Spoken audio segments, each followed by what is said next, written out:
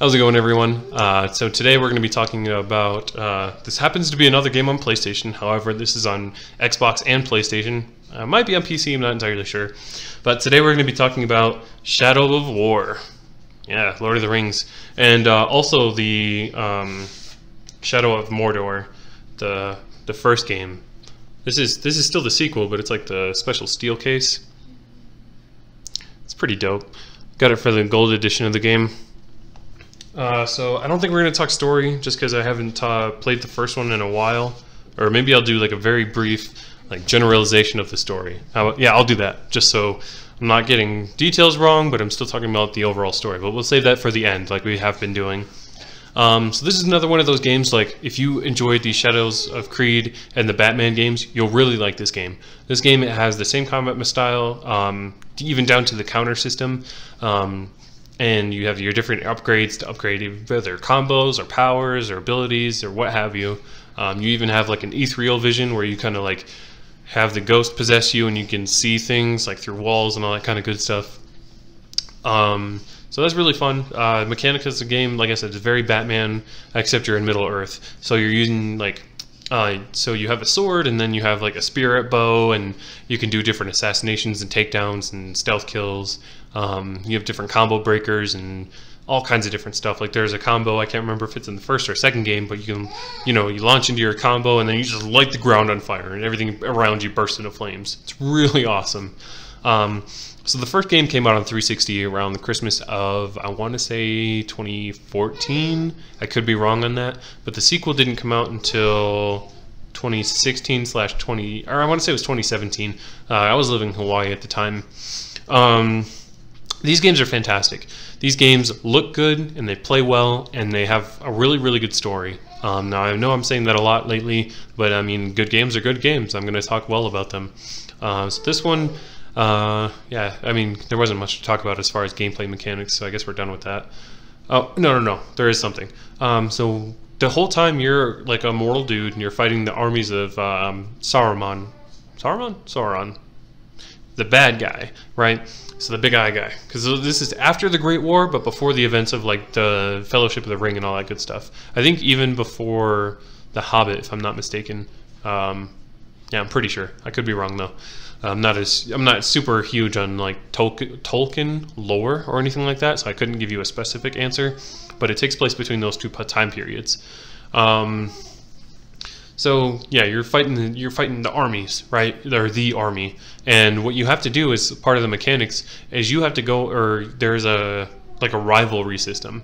So the whole army, there's captains in the army, and then there's like clan leaders. And what you can do is you can assassinate different leaders to like infiltrate their ranks and like cause fear throughout their army, and like there will be different events where one captain will challenge another for title of like clan leader or whatever, and so you can sabotage it or you can go in and kill them both. So it's pretty cool, and that mechanic is heavily carried over into the second game. If not, I believe it's refined in the second game.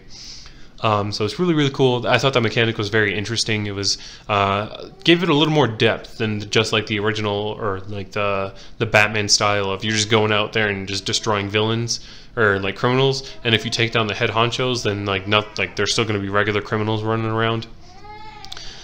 This more or less you can like inspire fear across the entire force, which is pretty awesome, because then when you're going out trying to do missions and things like that, less people will mess with you, or they'll be more desperate, so you'll find out more of their weaknesses, because certain captains or certain clan leaders will have strengths and weaknesses. Like if you try to like assassinate him, it won't work. He'll catch you and like throw you out in the open, and then everybody will attack you at once. So that goes in there. That's a fun part of it. Like there will be story missions where you have to go take down certain captains or whatever like that. And if you don't do your research by interrogating different orcs, then you're going to go in blind, and you could potentially be completely overwhelmed and just killed. So like I really like the different avenues they went with the game, with that kind of like aspect to it. I really enjoyed that. So now we'll get into more of the story stuff. So the beginning of the first game, it starts off, you're a ranger on the wall, you're trying to keep back the orcs and the forces of evil, and then they just show up one day and they just murder everybody there and kill it, including the main character's wife and kid. And when you're on the verge of death, you basically get possessed by the elf of the spirit of the elf who created the One Ring, like the one that they fight over later on in Fellowship and all that good stuff. The one that, you know, obviously they destroy. Spoiler alert if you've never seen Lord of the Rings. So he possesses you, and he's like, "Hey, you want revenge?" And the ranger dude's like, "Yeah, let's do it." So you end up like raging like a one-man war on the entire army as a Sauron, and it's just nuts. It's pretty crazy. So from first to second game, I can't remember specifically what happens, but essentially in the first game at least, I think you have to go, like, after doing all the craziness, you end up having to create your own ring of power. And then the second game is you get taken out by somebody takes the spirit, I think, and you have to use a ring to use the powers, and you have to get the spirit back or something. I can't remember. Like I said, it was a long time ago, but the story is really solid. And again, I don't know much about Tolkien lore, so I don't know if this craps on anything, if this was adapted, or if this is a new story. I really couldn't tell you. I know Tolkien had a lot of lore. He wrote a lot of books. He expanded it way beyond just The Hobbit and like the Fellowship trilogy. So I really couldn't tell you. I really don't know. I'm very much a normie. I wouldn't even call myself a casual Lord of the Rings fan, honestly. I am very much a normie. I watched the movies and I played these two games, and I think Lord of the Rings Conquest, but that was more of like a Star Wars Battlefront 2 kind of game where you can just come in as different classes and things like that. So very, very different, not lore expanding whatsoever.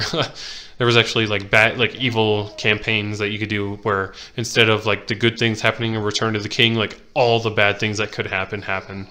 So very much different. So I don't know if it craps on any lore or anything like that, but as far as a game, it was very fun. Now the second one, this is a WB game, which I believed is, no, it's not EA, it's WB through Havoc and Bink. I don't know. But this game launched with some issues because there was a loot mechanic system where you could use microtransactions to acquire different orc leaders. Because in the second one, there was some PvP content. You could go and attack someone else's fortress, and I can't remember what kind of rewards you got out of it, or if you could steal their captains or anything like that. But people were not happy about that. You could spend money on rolling for it was like runes. They would give different aspects to your weapons. Like if you got a combo or whatever, you'd get health back for killing a certain way, things like that. So it was met with a lot of controversy, and they ended up turning off the microtransactions because of it. Kind of like how Star Wars Battlefront 2 did when that launched. Except this one didn't get nearly as much attention because this game, it's a Lord of the Rings game, so it didn't get as much attention as a Star Wars game. Unfortunately, that's just how it is. Star Wars is going to be bigger than Lord of the Rings, which is sad. Because I really like a lot of the Lord of the Rings content. I like the Renaissance kind of stuff. That's not. I don't know how to describe it really. Like, there's like medieval stuff that's just like outlandish or too boring. This one is like just kind of like that middle ground where it's like. It's not boring and it's not too outlandish. Like it's just in the middle of where it should be to capture like just like a casual moviegoer, and like obviously why those movies did so well. So yeah, so just to recap, these games are really good and they were really overlooked, and I think it's simply because they're Lord of the Rings games. They didn't really catch attention like a lot of other stuff would, like a Fallout game or anything based on Star Wars, that kind of stuff. So yeah, that's going to wrap it up, though. That was pretty short, but then again, there's not a lot to say. It's just a really solid game and a really good story, so I highly encourage you to go check it out. I just realized I didn't talk about the ending of the second game, and I think I'm going to leave it that way, because the ending is it's pretty intense. I'll just leave it at that. So yeah, I highly encourage you to play this. Again, it is on PlayStation, Xbox, I think PC. I'm not entirely sure on that one, but if you have the opportunity, again, the past couple videos have been on older games purposely, so they're probably, you can find them cheaper, hopefully. So I highly encourage you to give this game a try, and nothing but good things to say about it. So if you made it to the end of the video, thank you so much. And if I inspired you to play any of these games, please let me know. I want to continue doing this because we're in a time of much boredom and trying to occupy time. So if I can help you do that, I really, really want to do that. So again, thank you so much if you made it to the end, and we'll see you next time.